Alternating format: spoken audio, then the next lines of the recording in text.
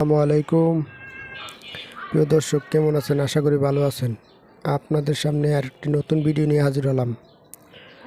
জামাতের উপরে হামলা করেছে বিএনপির নেতাকর্মীরা। আপনারা সবাই জানেন আমাদের ভাই রেজাউল করিম তিনি একটি মাদ্রাসার সহকারী অধ্যাপক ছিলেন। তিনি এ উপজেলা বাংলাদেশ জামাতে ইসলামীর সেক্রেটারিও ছিলেন। প্রশাসনের দাওয়াতে একটা শান্তিপূর্ণ সমাবেশের জন্য তিনি গিয়েছিলেন। সেখানে অন্যান্য দলের লোকেরাও ছিলেন। হঠাৎ করে একটা দলের লোকেরা তারা অসহিষ্ণু হয়ে উঠলেন এবং সেখানে একটা বিশৃঙ্খলার সৃষ্টি হলো। বিশৃঙ্খলা এতটাই গড়ালো, শেষ পর্যন্ত তারা মারমুখী হয়ে উঠলেন এবং দেশীয় অস্ত্রশস্ত্র নিয়ে তারা আমাদের নিরীহ নেতাকর্মীদের উপর তারা আক্রমণ করে বসলেন। এটি অত্যন্ত লজ্জার এবং দুঃখজনক। প্রশাসনের দাওয়াতে সবাই গিয়েছেন, একটা স্বাভাবিক পরিস্থিতি সেখানে থাকবে, কিন্তু না, সবকিছু উলটপালট করে দেওয়া হলো, একটা জীবনকে নিভিয়ে দেওয়া হলো। ইন্না লিল্লাহি ওয়া ইন্না ইলাইহি রাজিউন।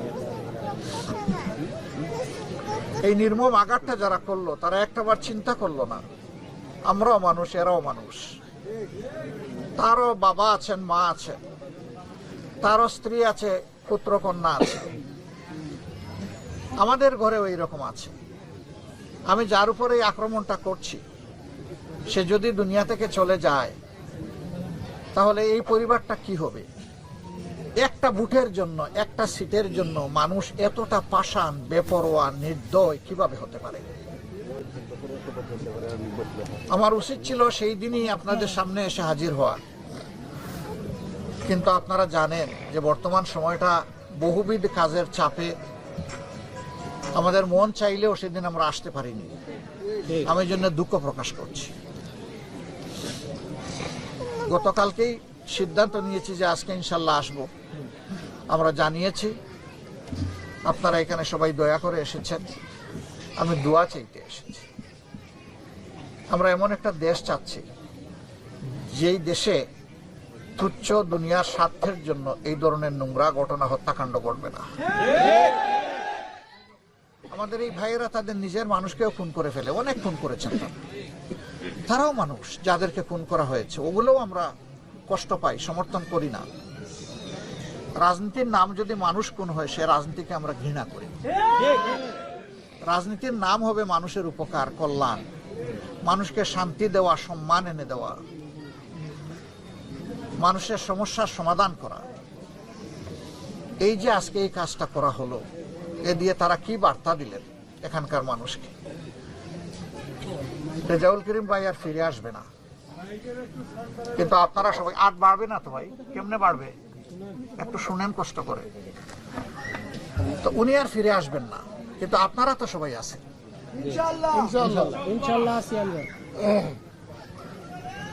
এখানে তার কবর।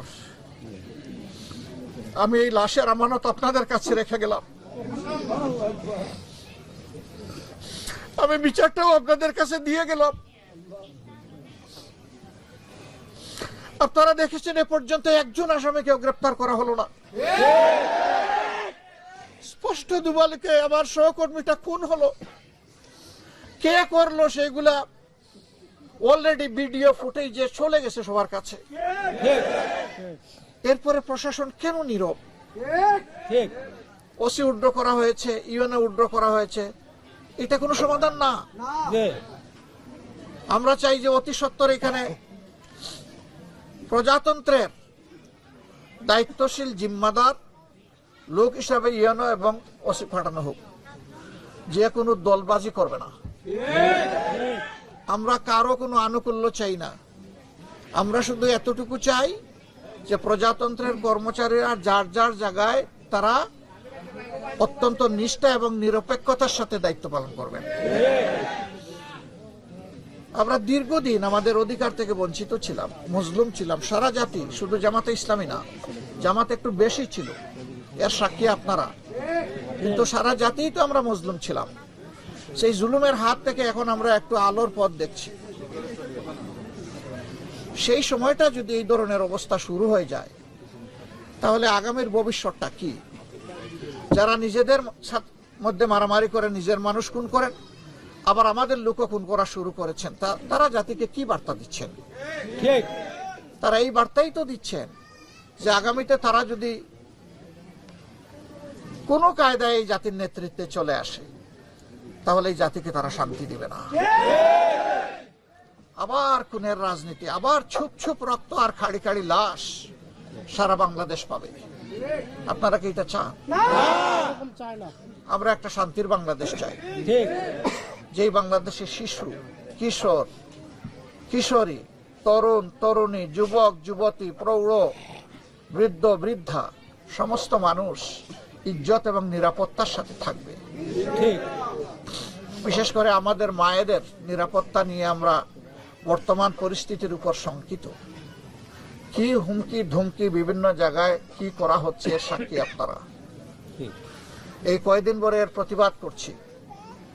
গতকাল আমার টুইটার যেটাকে বলা হতো, এখন এটাকে এক্স বলে, দুষ্ট চক্র আমার এটা হ্যাক করে মাদের প্রতি অপমানজনক একটা কথা আমার এখান থেকে ছেড়ে দিয়েছে। এরা ডাকাত, এরা কাপুরুষ। আমরা মায়েদের সম্মানকে উঁচু করে তুলে ধরতে চাই, আর ওরা বলে আমার মায়ের কাপড় খুলে নেবে। আমরা পরিষ্কার বলে দিই, যারা ভয় পায়, যারা নীতি দিয়ে, চরিত্র দিয়ে মোকাবেলা করতে পারে না, তারাই কেবল কুরুচিপূর্ণ এই সমস্ত জিনিসের আশ্রয় নিয়ে থাকে। দুনিয়ার মানুষকে বোকা ভাববেন না। আপনিও জ্ঞানী, কিন্তু মানুষও জ্ঞানী। সব মানুষ সব মামলতবাজি, সব ধরনের ধান্দাবাজি ধরে ফেলে, এটা সময় লাগে না। আমরা আবারও বলবো, দোয়া করেন একটা শান্তির বাংলাদেশ আপনাদেরকে সাথে নিয়ে যেন আমরা করতে পারি। আমাদের মা বোনদের জন্য যেন একটা নিরাপদ বাংলাদেশ উপহার দিতে পারি। যুবক যুবতীদের হাতে যেন আমরা দেশ গড়ার কারিগর হিসাবে কাজ তুলে দিতে পারি। আমাদের ভাই কারো কাছে বেকার বাতার দরকার নাই। আমাদের যুব সমাজ তার সম্মানের একটা কাজ চাই। আমরা ওই কাজের হাত হিসাবে ইনশাল্লাহ তাদেরকে তৈরি করব। যারা এই উপকর্ম করেছেন, আমি আল্লাহর দরবারে দোয়া করি আল্লাহ তাদেরকে হেদায়েত দান করুন। যারা মানুষ খুন করে, ওই সময় হাদিসে এসেছে আল্লাহ তাআলা তাদের দিলের উপর থেকে ঈমানকে তুলে নিয়ে যান। তারা তওবা করুক, আল্লাহ তাদেরকে হেদায়েত দিন, তারা মানুষ হোক, তারা মানুষকে সম্মান করতে শিখুক, কল্যাণের ধারার রাজনীতিতে ফিরে আসুক, পৈশাচিক অমানবিক ধারার রাজনীতি তারা পরিহার করুক। আল্লাহ আমাদের সকলকে এই তৌফিক দান করুন। অনির্ধারিত এই সময়ে আমি বিশ্বাস করি আমার ভাই শহীদ রেজাউল করিম, তার প্রতি আপনাদের ভালোবাসার কারণেই আপনারা এখানে এসেছেন। এবং আমি এটাও বিশ্বাস করি একজন আলেমের দিন ছিলেন, এই ভালোবাসাটা আল্লাহর জন্য। মহান প্রভুর দরবারে দোয়া করি আল্লাহ আপনাদের এই ভালোবাসাকে কবুল করুন। এই ভালোবাসাকে আল্লাহ দুনিয়ায় শক্তিশালী এবং প্রসারিত করে দিন। এই ভালোবাসাকে আল্লাহ তাআলা জান্নাত পর্যন্ত পৌঁছে দিন।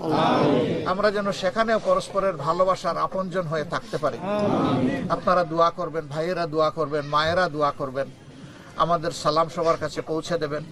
আল্লাহ তাআলা সময় সুযোগ দিলে আবারও আসবো ইনশাআল্লাহ। আমাদের দেহ যেখানেই থাকুক, আমাদের ভাইয়ের জন্য মনের একটা কোণে এখানে পড়ে থাকবে ইনশাআল্লাহ। আমরা তাকে অন্তরে ধারণ করি এবং আমি বিশ্বাস করি এই এলাকার মানুষও তাকে সম্মানের সাথে, ভালোবাসার সাথে অন্তরে ধারণ করবে। আল্লাহ তাআলা আপনাদের সম্মান বৃদ্ধি করে দিন। আল্লাহ তাআলা আমাদের ভাইকে ক্ষমা করুন, তার উপর রহম করুন এবং তার আপনজনকে আল্লাহ রাব্বুল আলামিন সবরে জামিল আতা করুন। রাব্বুল আলামিন তাকে এখন থেকেই জান্নাতের আলা দরজা দান করুন, জান্নাতুল ফেরদাউসের মেহমান হিসেবে কবুল করুন। সবাইকে অনেক শুকরিয়া। আসসালামু আলাইকুম। যদি ভিডিওটা ভালো লাগে লাইক, শেয়ার, কমেন্ট করে জানাবেন। আবার এরকম নতুন ভিডিও পেতে চ্যানেলটা সাবস্ক্রাইব করবেন। সবাই ভালো থাকবেন। আল্লাহ হাফিজ।